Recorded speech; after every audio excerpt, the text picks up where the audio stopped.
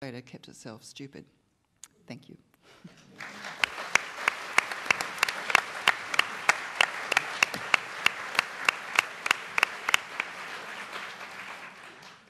Thank you, Elizabeth.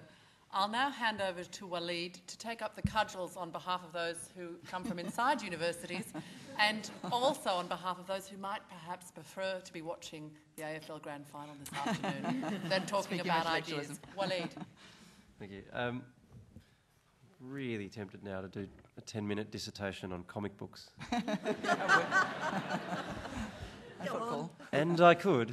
I was actually toying with the idea of introducing a first-year politics subject at Monash on the politics of Batman. And I tell you what, that would have been an extraordinary subject.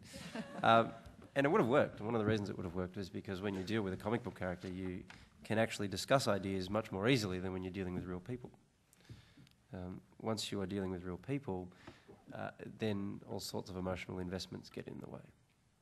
So, for example, I could use Batman and the Joker to talk about terrorism in a way that I simply cannot talk about terrorism when I'm talking about terrorism. Because you have an abstract idea that you can then access and you can then discuss and begin to unpack. And that is, I guess, what academics do. I'm pleased to hear criticism of academics for not being theoretical.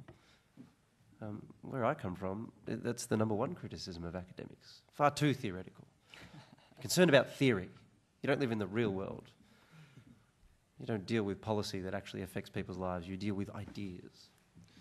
And I think they're the same thing. I would wear that as, and they are. I'd wear that as a badge of honour. I want to make the observation that you live in a country that is really born of an idea that we don't even talk about.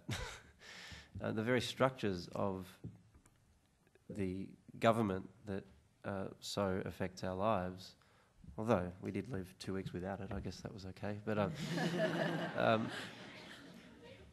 these structures are actually the scribblings of academics from hundreds of years ago that have created these structures. Things that you take for granted, like the rule of law, like the separation of powers, like freedom of conscience, freedom of speech, freedom of religion, all of these things that you take for granted or indeed wish to erase, as the case may be.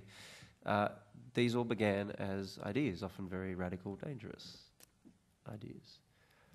And so even in a country and a public, with a public as bereft of ideas as ours, and I do accept that that is a fair characterisation of Australian public discourse, even in a nation like ours, we're so inevitably influenced by them, even if we don't realise it. Now, in Australia's case, it's largely because we didn't have much choice. We just inherited a lot of this from Britain, where those debates had taken place. Britain's an interesting case. They had an election earlier in the year, also resulted in a hung parliament. One of the things that was fascinating about it, I think I was about to do a presentation at the night before the election. I thought I'd see what had been said, and I happened to click on a website of a think tank in the UK that had recorded a panel quite like this. And one of the people on the panel was Philip Blond, who is, of course, the self-described red Tory, who's pushing this idea of progressive conservatism, which those of you who were in the previous session I was involved in would know that that's just a flat contradiction. But anyway, and that's not an insult, they're just opposite terms. That's what they mean. But nonetheless, what was fascinating about this, Philip Blond's an important figure because he's been very influential over David Cameron.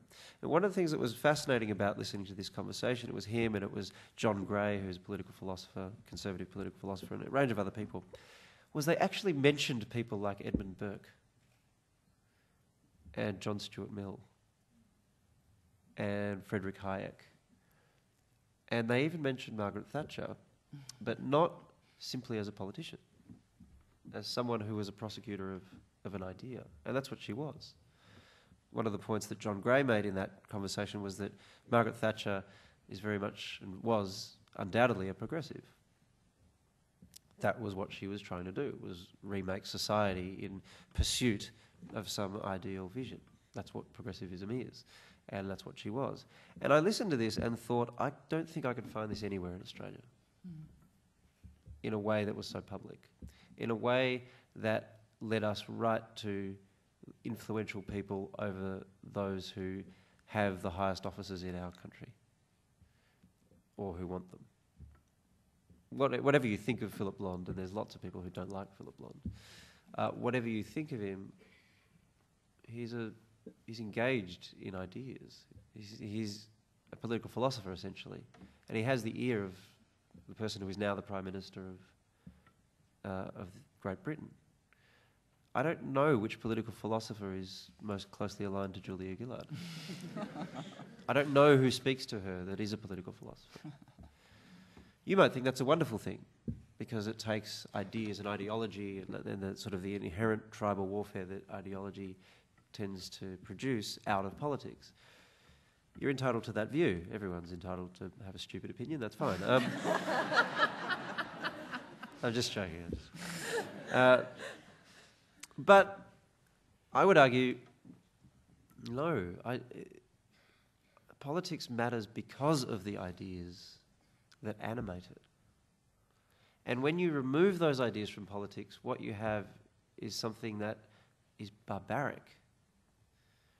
Even though it's true that some ideas are barbaric. I heard Bob Carr responding to this election campaign that we had. There's a lot of people criticising this election campaign because there was no vision in it. And Bob Carr's response, you probably know this better than me, because I was probably received more coverage here than in Melbourne, where I'm from, was that, well, if you want vision, go read Mein Kampf.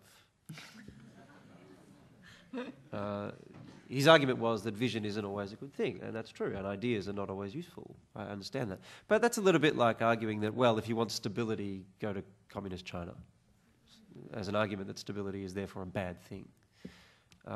I think it's a poor sort of argument to make. Ideas are really what's animated politics, made politics interesting, and made politics influential and important. When politics enters a managerial phase, it becomes less important, even though it becomes more dominant in our public lives. And for a long time, our politics, even in Australia, has been animated by ideas. The Labor Party was a party based on an idea, a set of ideas about collectivism, for instance, about the role of the state, about the importance of trade unions, about the rebalancing of power relationships between an elite and between the working class. That's what the Labor Party was about. I don't think you have to be a Labor Party historian to identify that. The Liberal Party, at least as Menzies perceived it, was the party of the individual, not necessarily a conservative party. Menzies was quite clear on that. But it was a party for free trade, with some government assistance, but the dignity of the individual. Ideas, two separate ideas. To vote for one of these parties was to vote for a vision of what the state should be, what the state should do. It was to ask you to buy into a worldview. And this division between capital and labour, the individual, the collective, these were divisions that played themselves out in politics all over the world. There are a lot of countries that have a contest, a political contest between a version of a Conservative Party and a Labor Party for that reason. There are ideological divisions. All of that ended, I think, really with the end of the Cold War. Because the Cold War was the ultimate ideological contest. Those who want ideological politics definitely got their fix in the Cold War. It was all about ideas. And then it ended. And so what you had was this weird phase in politics where Labor parties started to realise, well, the ideological contest is over, we'll start speaking as though we're Liberal parties. And they did. Who were the great